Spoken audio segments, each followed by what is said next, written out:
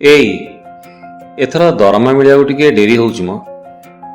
ଘର ଚଳିବା ପାଇଁ କେମିତି କ'ଣ କରାଯିବ କିଛି ବୁଝିପାରୁନି। ପଇସା କୋଉଠୁ ଆସିବ ଯେ? ତମେ କାହିଁ ବ୍ୟସ୍ତ ହଉଛ କହିଲ? ତମେ ପ୍ରତି ମାସରେ ମୋତେ ଯେଉଁ ଦରମା ଆଣିକି ଦିଅନି, ସେଥିରୁ ମୁଁ କିଛି କିଛି ବଞ୍ଚେଇକି ରଖିଥାଏ। ସେ ପଇସା ଅଛି। ଏଥର ଟିକେ ଆମେ ଘର ଖର୍ଚ୍ଚ ସେଇଥିରେ ଚଳେଇଦେବାନି। ତମର ଦରମା ମିଳିଲେ ପୁଣି ଯେମିତି ଆଗ ଭଳିଆ ଚାଲିଥିଲା ସେମିତି ଚାଲିବ। ଏଇ ଶୁଣୁଛ, ଆଜି ମୁଁ ଯେଉଁ ତରକାରୀ କରିଥିଲି ସେଥିରେ ଟିକେ ଲୁଣ ଅଧିକା ହେଇଯାଇଛି ମ। ଯଦି ହବ ତମେ ଆଜି ବାହାରେ ଖାଇଦେବ। କ'ଣ ବାହାରେ ଖାଇବି? ଆରେ ଆଜି ପର୍ଯ୍ୟନ୍ତ ବା ତମ ସାଙ୍ଗରେ ମିଶିକି ଖାଇଛେ, ବାହାରେ କ'ଣ ଖାଇବି? ଯଦି କହୁଛ କୁହ, ବାହାରୁ ତରକାରୀ କିଣିନେବି, ସାଙ୍ଗ ହେଇ ଖାଇବା।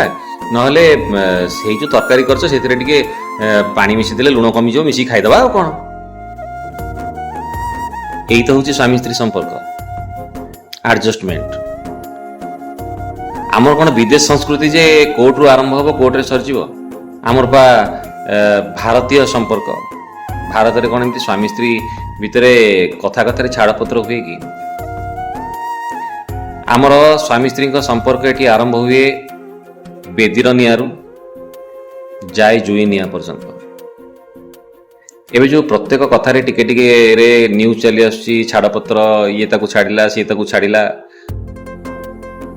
ଏଇଟା ଆମ ସଂସ୍କୃତିରେ ଯାଉନି, ଆମ ପରମ୍ପରାରେ ଯାଉନି।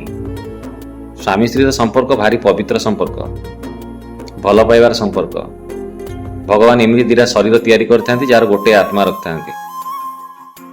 ତେଣୁ ଏ ଛାଡ଼ପତ୍ର ଯେଉଁ ବ୍ୟବସ୍ଥାଟା ଆସ୍ତେ ଆସ୍ତେ ଆମ ସମାଜକୁ ମାଡ଼ି ମାଡ଼ି ଆସୁଛି ନା, ସେଟା ଉଇ ଭଳିଆ ଖାଇଯିବ।